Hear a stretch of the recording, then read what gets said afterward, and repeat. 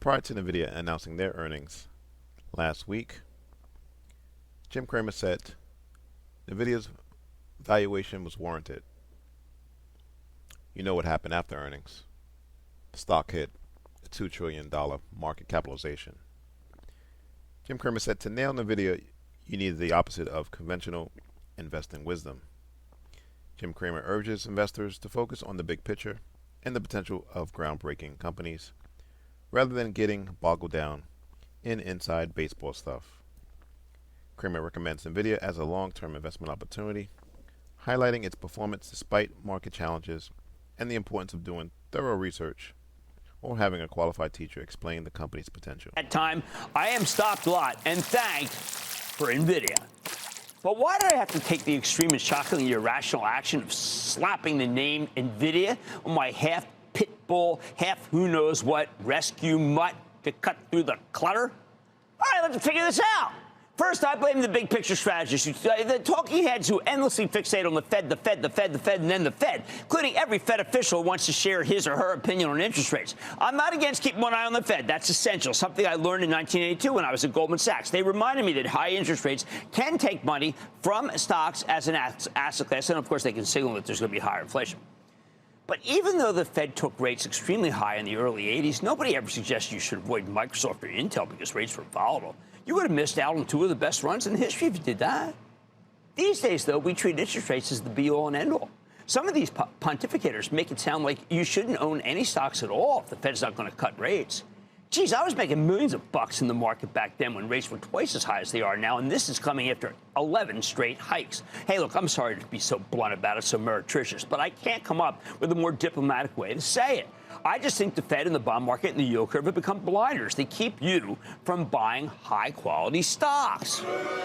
Or look at it like this. Do you think that Jensen Huang sat back at that Denny's where he thought of these graphics cards and said, oh, gee, I don't know, what's the Fed thinking? Or I'm worried about the 2s and the 10s. Or what's Loretta Mester saying? Too many people just dwell too much on what I consider to be inside baseball stuff. They miss the big picture. Pictures like the fact that we have great leaders like Jensen Huang or Steve Jobs, Tim Cook at Apple, Jeff Bezos, Andy Jassy at Amazon, Elon Musk at Tesla, Mark Zuckerberg at Meta. They can triumph over this noise. You think those guys paid attention to these faux constraints? No way. See, their eyes were on the prize.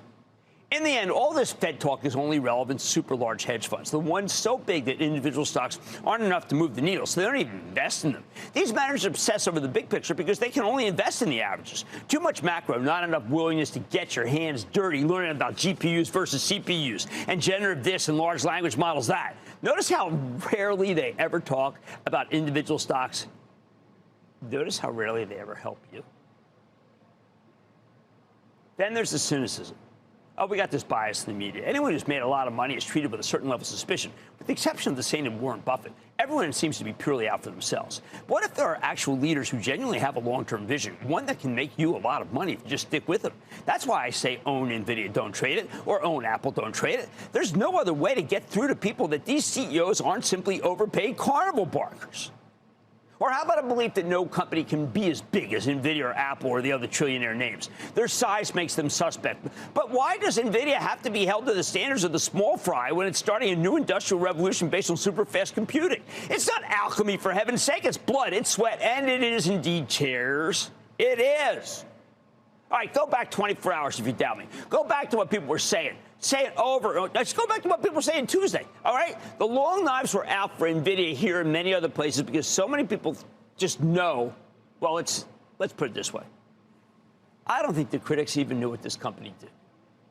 That's right. So many of them came on air. They didn't know what they did. They don't know what Nvidia is about. It's not just that they didn't do their homework, and believe me, most of them did.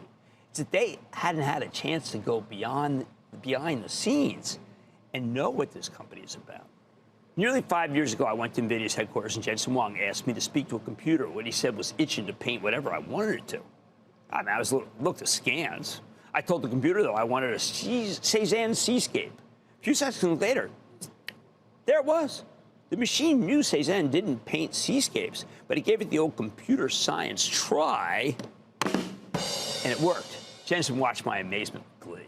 Next time I came out, he actually made me. That's right, with a Philadelphia accent and all, which both Cramer fave actress Kate Winslet and Jensen described as very hard to get right.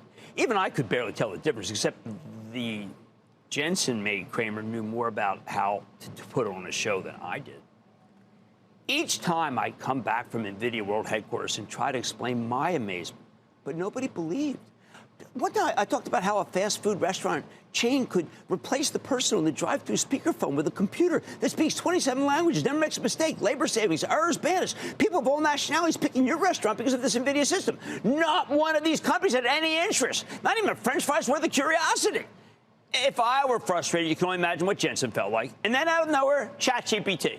ChatGPT took the world by storm. Credit Jensen's. The technology was based on everything Jensen had showed me for years. Understand, Jensen and his team knew it was just a matter of time, which is why he was ready with hundreds of thousands of graphics cards for that magic moment. So what did you need to get Nvidia right? All right, you needed curiosity. You needed a sense of wonderment. You needed to suspend the endless cynicism. You needed to unshackle yourself from the chains of the macro. And you needed either some genuine homework or a qualified teacher like Jensen himself, or maybe you believe my analogy to Taylor Swift.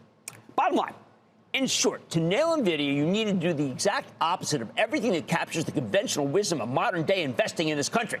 What a crime against rationality. A certain amount of skepticism is always healthy, but if you're trying to make money in the stock market, you got to believe in something. If you can't do that, if you can't believe in the progress, if you can't believe in the people, well, you'll never be able to stick with a winner like Nvidia. It just cuts against the cynical zeitgeist, and guess what? It keeps you in the trading chains.